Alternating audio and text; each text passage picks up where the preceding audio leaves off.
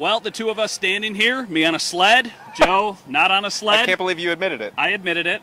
He's taller than me. I'm trying to make this look a little bit more close to eye level. Am I taller than you right now because of the sled?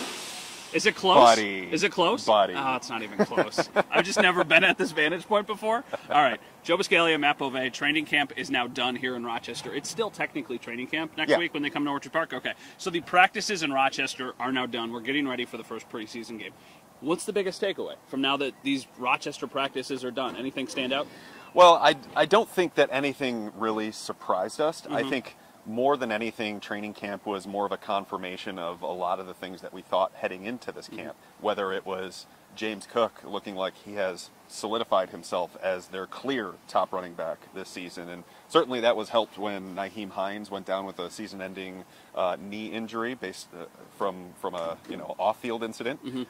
And that in itself is also helped by Damian Harris maybe just looking okay out there, and Latavius Murray being 33 and looking good, but still you're not going to trust him with a heavy amount of snaps. So James Cook to me is someone that stands out as a prior that got confirmed. And then on the defensive side, a guy like Greg Rousseau, I think is someone that really stood out to me that I think can take a nice little micro jump in his third season. And I would not be surprised if we're sitting here next year and we're talking about Greg Rousseau getting his first double-digit sack season of his career in 2023. Was there anybody who you thought was like far and away the best player at camp, like continuously stacked the best days to get? Is it Diggs? Is that fair? Diggs was up there, but the offense was kind of hit or miss. Very inconsistent. Yeah, it was hit or miss. I think just the overall play of the defensive line winning against the offensive line was probably the biggest winner of camp for me. Yeah.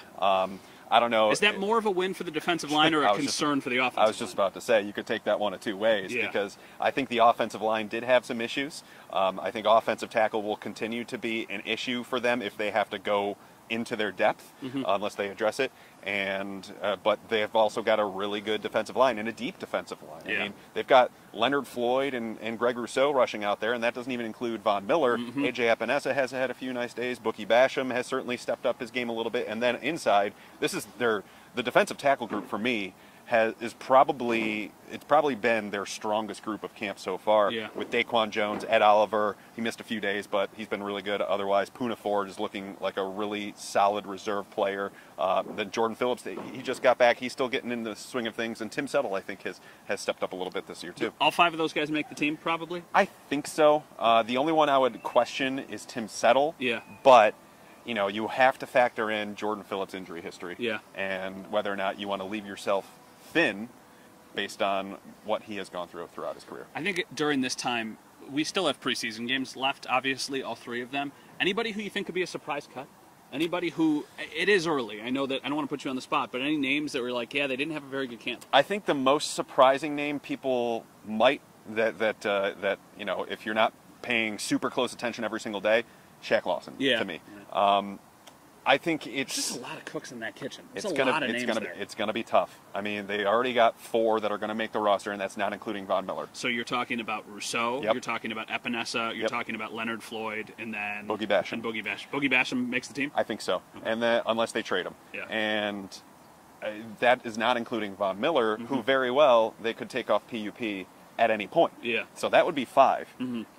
I think Shaq Lawson, he was on the free agent list for a long time. Get him to the practice squad. You could easily get him to the practice squad. I think you don't have to put him through waivers, and he wants to be in Buffalo. They know they can trust him. He's great for the locker room. I just think he is far and away a solid, instant practice squad addition if they cut him. But yeah, he's got to do some things this preseason if he wants a 53-man spot. Dalton Kincaid is a buzzy name. Dalton Kincaid has looked really good. You almost expect it, though, for skill position players until the pads come on. But then the pads came on, and he still looked good. How big of a role can we expect him to have on this team? And I guess the question is, is he a viable option for a fantasy tight end? Is he somebody who people might want to draft? I mean, we're getting to that season. We both think he's going to be good, but, what is the barometer for good? I think he will have a consistently significant role within the offense. He is contending with the bevy of third wide receiver options for playing time, that being Trent Sherfield, Khalil Shakir, Deontay Hardy. But I think that Dalton Kincaid is the most talented of that group. Yeah. He has proved to be the most consistent of that group throughout camp. And I think he presents matchup problems that those other three guys just don't have right now. So it's more so a how much do you want to put on the rookie's plate? Yeah. But right now, he has checked every single box. It's August 10th when we're recording this. So that is you have to be very aware of that. But I think in terms of the way that I put it in my most recent article over at The Athletic is Sean McDermott said, you need to earn the trust to get the keys to the kingdom. I think Kincaid has at least earned the keys to the garage of the kingdom I like that. at this point. Okay. And like so that. now, just throughout the preseason, just confirm the priors and then go from there. Are there keys to a garage? Absolutely, if it's got a door. Okay, yeah, that's right. It's got a side door. The code or the little button and everything. I mean, he at least has the code if there's no door. There you go. I like that. Yeah. My last one for you is we don't talk about Josh Allen because he's very, very good. The expectations are the expectations for Josh Allen. We've done so many of these in the past where we just talked about the quarterback. What did we make of Josh Allen? Any reasons to be overly optimistic or any reasons to be a little bit concerned? I think it's just camp. Yeah. I don't think he's had his best camp this year, but I don't think it matters. Yeah. Honestly, there are a couple of practices where he was just completely locked in, and then the blue and red practice was a complete clunker, in my opinion. So for all of the offense. The offense was bad in his two drives, actual drive starts. He went 1 of 5 for 5 yards, and that wasn't all his fault, but that just typifies how bad that practice was. But then he came back the next 2 practices and awesome. had an adjusted completion percentage of like 89%. So take it for what it is. It's camp.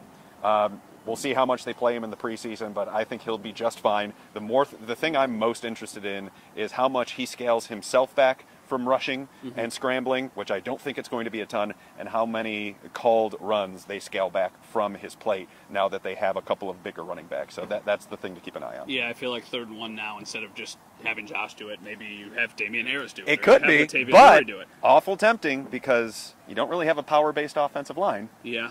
And if you're not getting the push up front and you have a 6'5", 250-pound quarterback that can get it just by reaching the ball over, I think you might go back into those tendencies. I guess it's something to keep an eye on. It's a good problem to have when you have a quarterback who is as good as Josh Allen, but obviously keeping him healthy is the most important thing. That is Joe Buscaglia. You can follow along with all of his work at The Athletic. You can also see him all year long, another year where he's going to be joining us on 7 Sports. I am at Bové. Thank you for following along during training camp, the Rochester portion, but we're just scratching the surface. We've got a preseason game on Saturday, and then more practices back in Orchard Park next week.